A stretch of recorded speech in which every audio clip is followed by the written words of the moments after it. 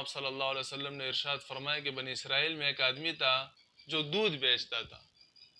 تو دودھ میں وہ پانی ملاتا تھا، آدھی بالٹی دودھ ہوتی اور آدھی بالٹی اس میں پانی ملا لیتا.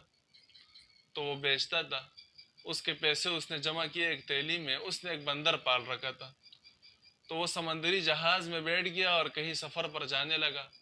تو اچانک جہاز میں اس کے آنکھ لگ گئی، تو بندر نے وہ تیلی اس سے اٹھائی اور اوپر چھت پر بیٹھ گیا.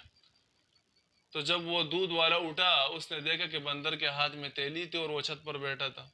تو اس نے اشارہ کیا کہ یہ تیلی میری طرف پھینک دو. تو بندر نے تیلی کھول دی اور اس سے 1 درہم وہ پانی میں پھینکتا اور 1 درہم دودھ والے کی طرف پھینکتا. تو بالکل اس نے آدھا کر دیا. جو پانی کے درہم تھے وہ پانی میں چلے گئے، جو دودھ کے تھے وہ دودھ والے کو مل گئے. تو یہ حال ہوتا ہے ہمارا کہ نیکیاں کرتے ہیں، عبادت کرتے ہیں، لیکن اس کو ضائع کرتے ہیں. نیکیاں کرنا مشکل کام نہیں ہے، لیکن اس کو محفوظ کرنا اور قبر تک پہنچانا، آخرت تک پہنچانا، یہ مشکل کام ہے. شیطان تو لگا ہوا ہے. شیطان تو پہلے نیکیاں کرنے نہیں دیتا.